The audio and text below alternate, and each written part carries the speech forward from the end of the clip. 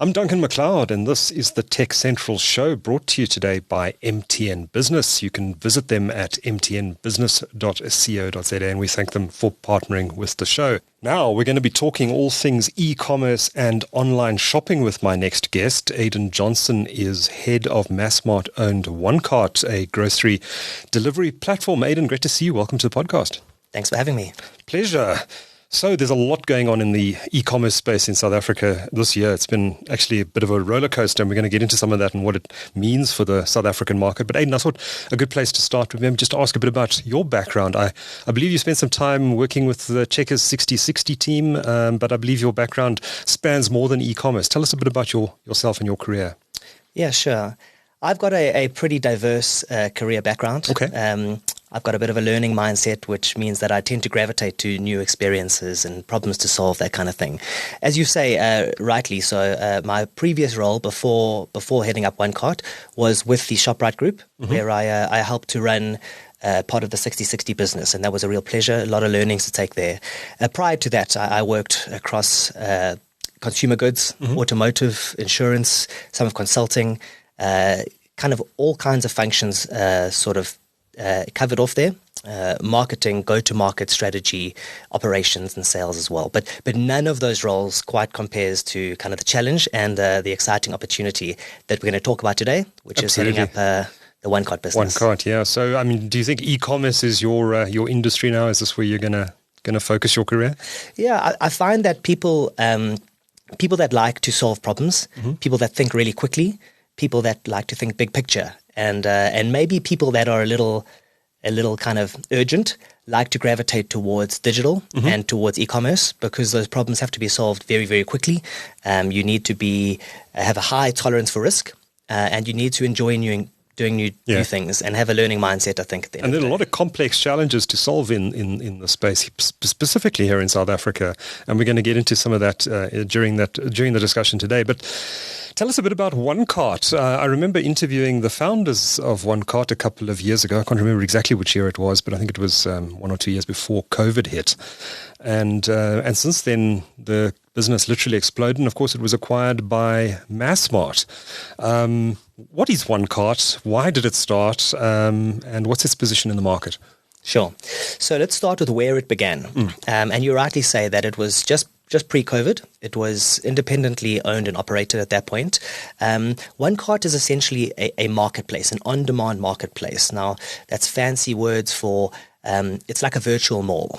It's a platform where you can come online and enjoy many different retail opportunities and offerings across very different categories, and we'll talk about that in a little bit. It's not just groceries. It's not just groceries. It's appliances. It's pet, baby. It's kind of everything. Books. So it's books. We have exclusive books on the platform as well. A really good way to think about it is as a virtual mall, a mall without the friction, which we'll probably chat about in a couple of minutes. Sure. COVID saw the business get a lot of traction. It was one of the real pioneers in on-demand, which is where it really got its start. Subsequent to that, Massmart has purchased the business in its entirety. The initial founders are no longer with the business. And at the moment, there are kind of three real strategic imperatives, three reasons that the business was purchased, and three things that we're going after. The first thing is by far the most important. It's our North Star. And this is to build South Africa's best on-demand marketplace. Okay. Now, there are other marketplaces that we're aware of, but none of them are on-demand. And what does on-demand mean? It means I want it right now. I don't want to wait tomorrow or the next day or the next day. I want to get something right now. So I want... Within an hour. Within an hour.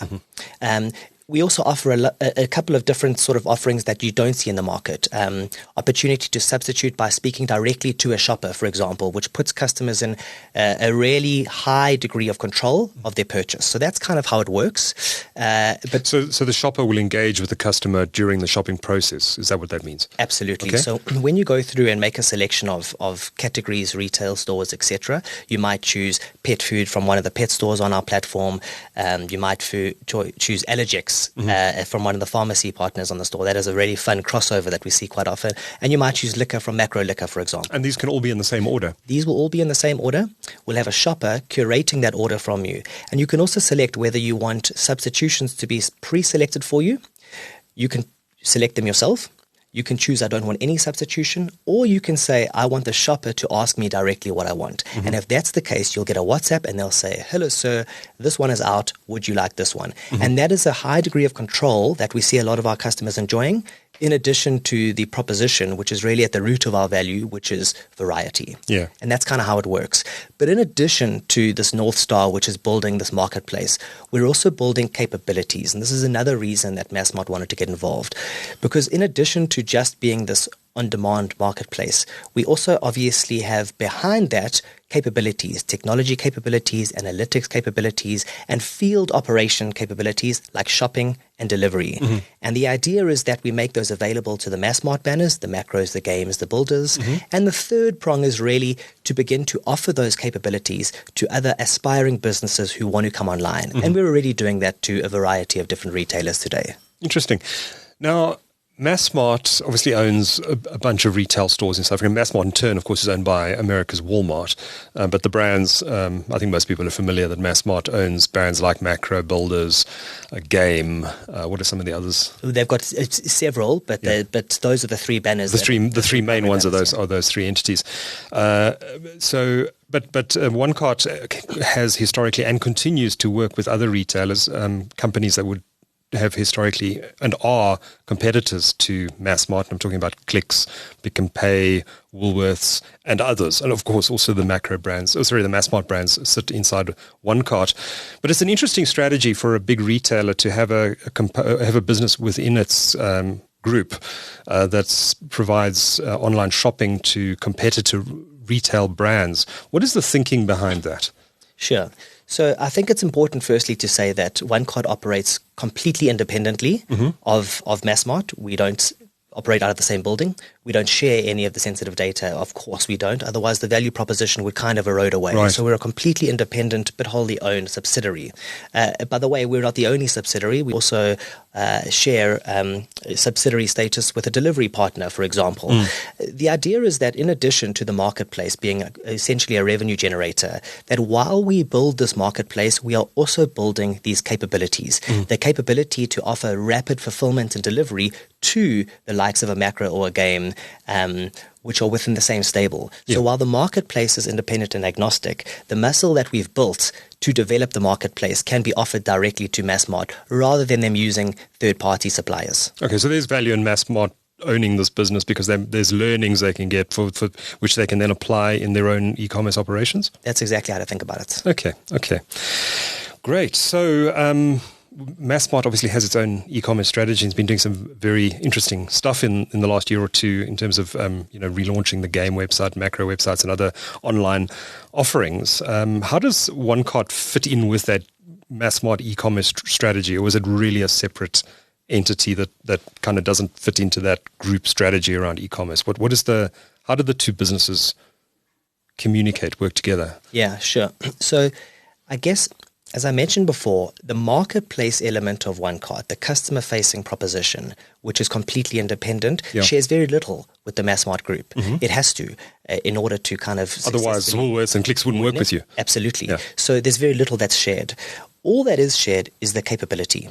The degree to which OneCart can very successfully build apps, run analytics, run call centers and support centers, run a field operation of shoppers and drivers, and then offer those capabilities where needed into what we call the Massmart banners, which are the three Massmart big brands, the Game and Makro and Builders. So they might take some of the processes and technologies that you've built for OneCart and say, hey, that's a really good idea. We could take this bit and use it on the Game website, for example. That's a great example. So you might find one of those banners say, what would really accelerate our integration and our adoption into e-commerce would be a rapid fulfillment within the store capability. OneCart, can you do that for us? And you might find a different one says, we're really struggling with our delivery partner. OneCart, can you do that for us? And you might find a third says, we're really struggling with our customer service. OneCart, you do that very well. Can we use that from you? So they can cherry pick capabilities according to their needs. And that really is kind of the second prong of the strategy. Okay. Well, take us through how the OneCart business has grown. I don't know if you're able to disclose raw numbers, but maybe you can, if not, maybe you can give us an indication of the growth in percentage terms. What have you seen perhaps since COVID? How has the OneCart business grow, and what is the market looking like in 2023? Sure. So pre-COVID, the business was obviously fairly nascent. COVID, it did really well, but it also attracted a lot of entrants into the market, which weren't direct competitors, but the propositions do overlap, which saw a bit of a leveling off of the business. However, it was still a very strong player in the on-demand space.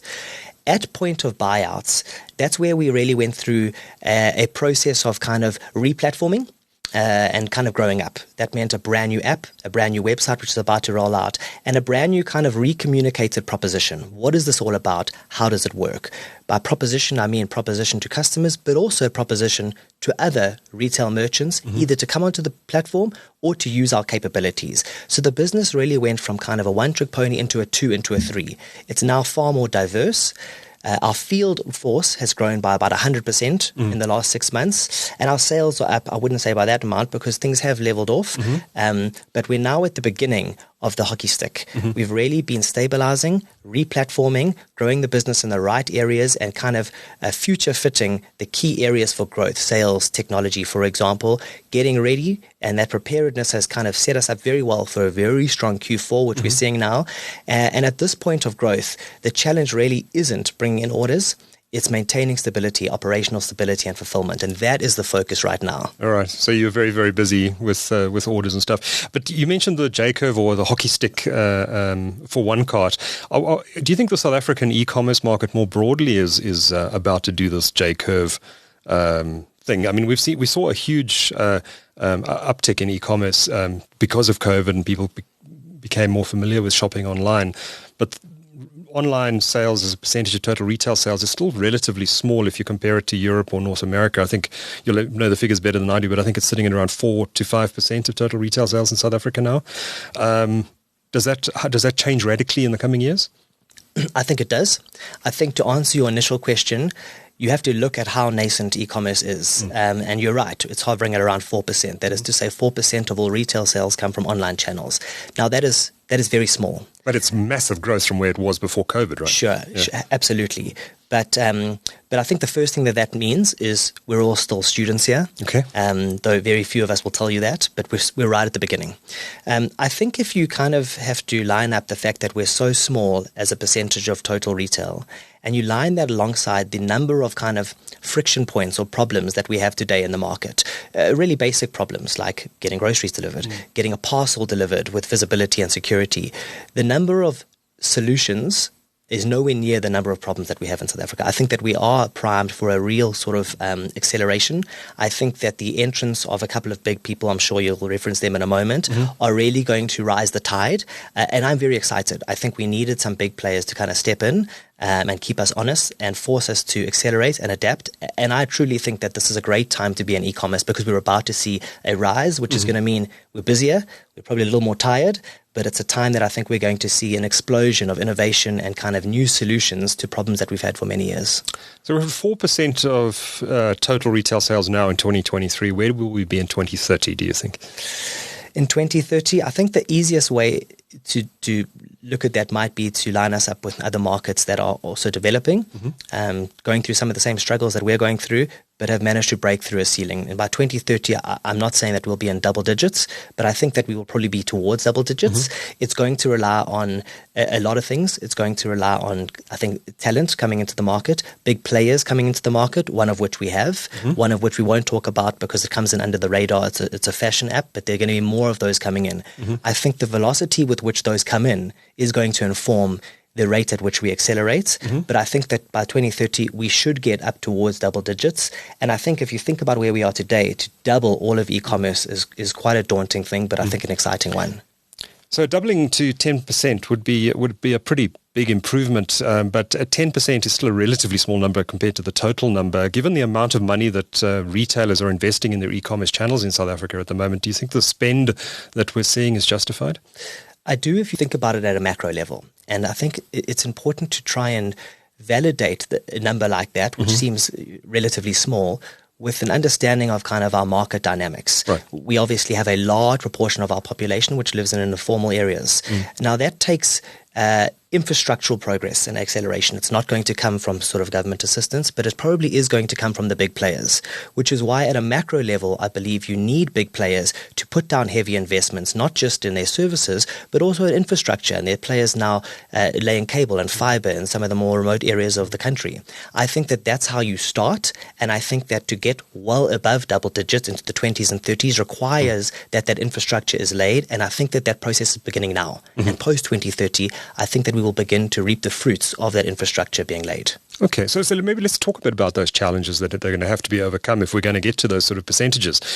I know that there are a lot of people living in informal areas in South Africa where there actually are no addresses, for example, making it more difficult for fulfillment. But I imagine that's a challenge. But what are some of the other challenges that are unique to South Africa that local retailers are going to have to overcome that maybe an Amazon in the US never had to? Yeah, so I think, addresses is one. I think another one might be security, for example. Many of us are in the delivery business now, which is an important leg of any of these services. But security is an issue. We now have delivery drivers driving into more dangerous areas and not wanting to drive into those areas. So there's an argument to be made for securing both the goods. But I think there's a more sustainable solution there, which a couple of players are moving into, which is partnering with local communities in order to kind of provide a social upliftment piece and also a service delivery piece.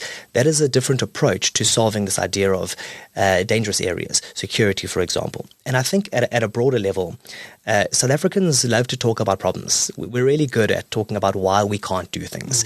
We talk about the lack of acceleration into e-commerce being a result of a lack of government assistance and support in network infrastructure, for example. But I don't think that's the right way to think about it. I think that, when I hear people talk about that, I wonder to myself whether the guys at Eskom Push would call rolling blackouts a problem, or whether the guys at Sweep South would call a lack of government stepping into the domestic services area a problem. I don't think so. I think it just changes the frame slightly. And if we were able to change our mindset like that, I think we definitely could come up with solutions. We're a very, very entrepreneurial people. It just takes a shift in mindset to come up with those solutions. And I don't even think we're scratching the surface. Interesting stuff. So you hinted at it a bit earlier. We know there's a very big e-commerce player launching in this market next year. I think everyone knows I'm talking about Amazon. They have finally communicated that their retail marketplace will be launching in 2024. How does that change the market here in South Africa? I think it depends who you are. So let's start with the retailers. If you're a retailer and you sell to a customer and you don't have an online proposition, now's the time to move. Now, I know that that's scary. There's massive capex. It's a scary thing. I'm on the road a lot speaking to a lot of these retailers, but there are much easier ways to get into it. Join a marketplace that exists, for example, join an on-demand marketplace, speak to OneCart. There are many of us. So you need to have some skin in the game by the time Amazon arrives. That's what I would say to retailers. As far as the players that are already there, it's scary. It's daunting. I think it's a good thing. I think it's a net gain. I think that when your e-commerce penetration is at 4%, you can only benefit at a macro level from a rising of the tide. And I think that if you're a ship that's on the water right now, you're going to benefit from the rising of the tide. Sure, it's going to mean that you need to accelerate, you need to be brave and take risks, and you need to adapt. But I think that if you have a horse in the game, now is a great time for that tide to rise, and I think it's about to happen. Okay, but how do you think it changes the e-commerce marketplace in South Africa? What does it mean for consumers? Does it actually have a big impact? I mean, I've spoken to some people who suggest that Amazon is actually going to be a bit of a damp squib when it launches because it's going to have the same suppliers as Takealot and all the other players in the market, and that it may have some alternatives, but it's not going to have the sort of range that you can get in, say, Amazon's US store, for example. And a lot of people are thinking the whole Amazon is coming here, but that's not necessarily the case. Do you think our retailers, given the investments they've made in recent years, and I know some are ahead of others, but do you think that, broadly speaking, our retailers are ready for this? I think they're getting ready. I think that there has been an acceleration in preparedness for this for some time. It's helped that the announcement went out a long time ago. So that's helped everyone to kind of pull up their socks. And I think there is something to be said for the prowess of the marketplaces at the moment in South Africa. I also would just say, and returning to a macro level, that adding in a prolific competitor can only be good for the market. Yeah. If we were at 75% penetration, I'd be worried because the pie is already fairly saturated and someone's going to lose their lunch. We're not there yet. And I think we can only gain from some of the learnings that Amazon are going to bring. At the same time, you're right. They're going to use similar service providers. They're going to take learnings and executives from perhaps local entities. So there is going to be knowledge sharing. I don't think it's going to be a tidal change immediately. I think that there will be things that we learn, but I also think that there'll be things that they learn. And I must say, just stepping back for a second and running a marketplace, one more competitor with this kind of prowess can only be good for the consumer. And I also think it's going to keep us honest. It's going to force us to accelerate. And I'm actually looking forward to it. I think it's going to be exciting times. Yeah. Do you think it's an advantage that local retailers understand the local market intimately, whereas Amazon is coming into this market and operates mainly in developed markets? Do you think it's perhaps a big advantage for our local guys who are dealing with issues like crime and delivery issues and all this sort of stuff, which are perhaps unique to this market? How much of an advantage is that? I think it's a strong advantage, but I don't think it's an advantage that's sustainable because of the reasons that you called out earlier, which is the fact that Amazon is likely to call on some of the expertise of the local players. It's exactly what I would do. So there will be an advantage. Of course there will be. There will be local knowledge, which is incredibly important, but it'll only take so much time before Amazon learn a couple of these things. And I think at that point, maybe they start unlocking some problems for us that they've seen elsewhere in the world. Remember that some of the issues we're facing are not unique to South Africa. They're faced in many developing nations in the world, and Amazon is not coming to South Africa for the first time. They've been elsewhere all over in developing nations. They've faced some of these challenges. They've solved some, and maybe they're grappling with others. There's things that they can learn from us. But similarly, I'm sure that they'll bring some solutions that we can learn from. Yeah, you're quite right. It's not the first time they've been in an emerging market, and they've been in India for a few years as well. So they have some learnings. The other interesting one, I read an analyst comment a couple of weeks ago. I forget who said it, but it was an interesting remark that competition in the retail space is no longer just going to come from players who are actually operating in market, that retail is becoming very globalized. And I know there is friction, and anyone who's ordered from Amazon in the UK or the US knows that there is friction associated with it. But some companies, and Shine is an example, China's fashion brand Shine is a good example of this, that operating mostly offshore, yet selling huge volumes into the local market. Do retailers even need a significant presence in the South African market anymore to compete? And if not, does that change the dynamics of the game? I think that they do. I think that they can benefit from one. I think it's an advantage. However, I think it's time to accelerate and adapt, as I've been saying a couple of times, because I feel quite strongly that while everyone is talking about the big shiny green thing, Amazon, real competition is going to come under the radar. And Shine is a really, really great example. Everyone's looking left and from right. Suddenly a company that nobody's ever heard from comes in under the radar. And the first you see of them is viral videos on TikTok. And if you think that Shine is, an anomaly, a unicorn, it's not. It's the smoke before the fire. So that's coming. That said, Shine had to come and establish a presence, establish a reputation, and they had to do that through kind of price promotion and operational prowess, which means that they're at a significant disadvantage. So yes, retailers can significantly benefit from a local presence. There's brand equity there. Our retailers are extremely strong. They're trusted. And I'm willing to bet that if they had the same level of operational prowess and perhaps retail proposition that the Shines of the world had, then they would do fantastically well. It's just the fact that China is coming in with a vastly different operating model and one that we're going to need to adapt to, which has some of the retailers on the back foot.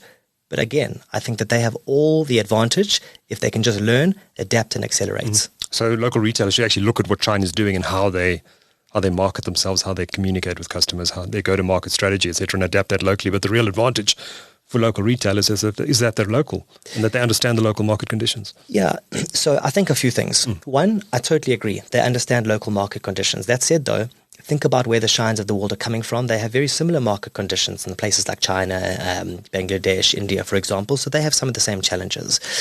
But, don't turn your nose up at the idea of how strong these brands are, the reputational equity behind these brands. People want to invest in our big retail brands. They're fantastic. Our grandparents use these retail brands, so they want to back our own horses. But we got to compete at the same level. I would also say that it's important to remember that the way people are shopping today, everyone that comes online is omni-shopping. Very, very few people are coming online and never going back to their physical environment. Almost all of them are shopping in both, which means that it's a significant advantage to have both in the game. And I suppose that builds brand loyalty as well, because if you like a particular online shopping experience, you may be more likely to shop at that retailer's physical store as well. I think that's a really good point, and it's one that the grocery players learned quite early on, that in addition to extending their reach, online grocery delivery also provided an acquisition tool, and people would try some of these retailers which they may not try before and then be sold. So I think that's spot on. The last point I'd make about local versus global is a really important point for not the pure players, but the traditional retailers who are moving into e-commerce. And this is to get out of your own way. The biggest complaint, the most frequent complaint that I hear from e-commerce colleagues all over the country is that they're spending most of their time planning, aligning, reporting, and none of these things are moving their businesses forward.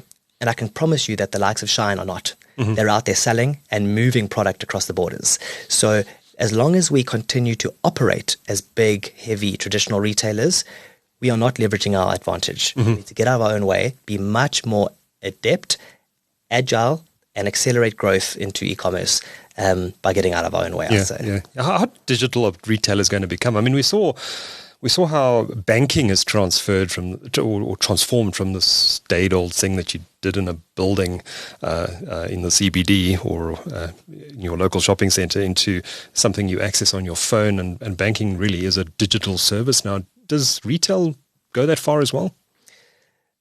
It's a really interesting question because we've seen examples of yes and no. We've seen a handful of super apps a couple of years ago which aren't quite getting the traction that everyone thought that they'd get for various reasons.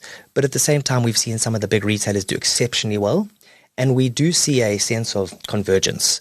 By that I mean retailers who were offering one proposition now moving into another proposition. We see, for example, the takeaway guys now offering groceries, the grocery guys now offering pets, and vice versa. And I think that where the value proposition and the differentiator maybe in COVID was something like speed and reliability, essentially operational prowess, I think that that's going to move to the degree to which a retailer can offer something outside of its core competency. Because if you're grocery and you're trying to go into something else, well, that's not your core competency. But if you can do it, I think that is where convergence is going to benefit the few. But that's a real challenge, I think, crossing over into a slightly different proposition. Interesting. I wanted to get your views on subscriptions because your former employer just, in fact, announced a 99 Rand a month subscription where you get various benefits, etc. It's kind of the Amazon Prime model, or maybe the Amazon Prime Lite model, been very successful in the US. Do you think the subscription model is going to find traction in South Africa? Is it something that OneCart is looking at? I mean, of course, we're considering it, as a subsidiary of Massmart and therefore Walmart. Walmart has a hugely successful subscription model called Walmart Plus. And so yes, it's always on the radar. I think it's important to remember the purpose of it. So let's say, for example, it's a defensive play to stop switching. It's about loyalty, right? I guess so. Yeah, it's about loyalty and frequency. But I believe that the strength of a subscription is rooted not in the price point, but maybe in what other need states this player can serve to stop me going elsewhere. So as I talk about convergence and one player going into someone else's space and vice versa, the propositions within that stable need to be strong enough to stop me going somewhere else. And that's a big if. If I'm loyal to a certain pet store or a pet store that stocks my favorite pet brand, then I'm very unlikely to move into another area, for example, a retailer in pet that doesn't, for example, stock those. So it's a big if, and I think it's not going to depend so much on what that price point of subscription is. It's going to depend on the value that I get from the other services within that ecosystem. I'm not sure we're there yet, but it's certainly a race for the big retailers to try and converge and offer a whole variety of need states. It's interesting. Do you think everyone's going to do this at some point? It's clearly worked well for Amazon in the US. I haven't looked at the Walmart numbers, but it's clearly worked well for Amazon. ShopRite is trying to replicate it here. Do you see all the other big guys trying to do the same thing? And I imagine there's a point at which consumers will say, well, I can't have a subscription for everything, and I'll just choose one or two, and that may end up creating this lock-in it certainly has happened in the US where people just automatically order from Amazon because of their Prime subscriptions. So that lock-in has been created. Do you think, is there space in the South African market for everyone to be doing this? I think it helps not to be first movers in this space and to look at what's happened. By that I mean not to be first movers in offering subscription and not to be first movers as a country who's going through this evolution, to see where this heads.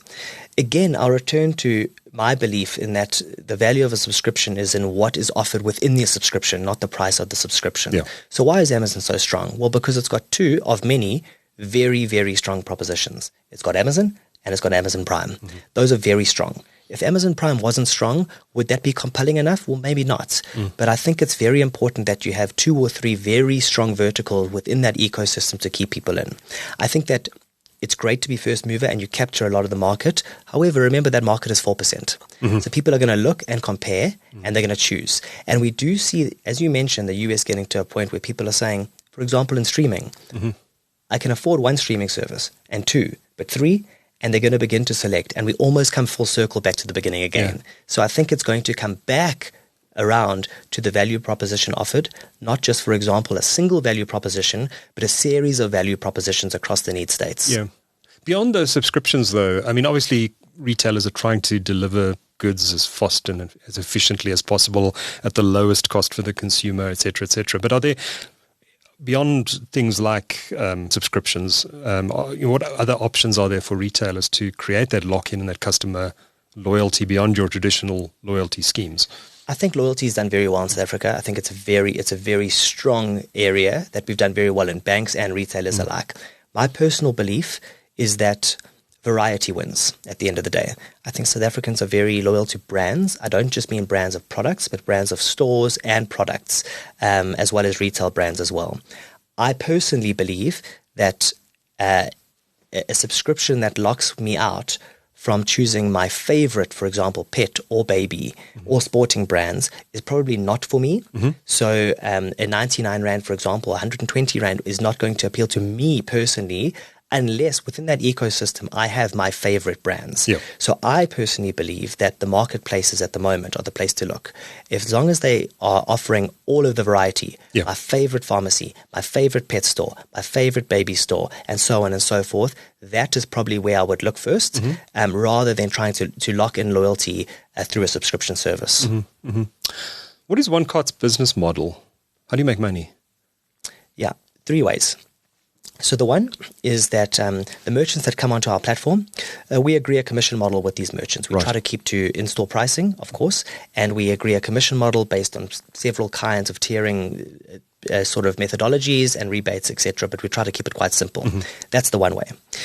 The second way is kind of media sales. So we obviously work with a lot of suppliers to place media on and off of our page to try and get people clicking through and purchasing those products and making them aware of those products. The next way is through our capabilities. So we're selling these capabilities as component parts. There are retailers out there who say, we need someone to help do our shopping and our merchandising and our picking. And we have others saying, we need someone to help us with our analytics. And we have others saying, we need someone with a rapid delivery.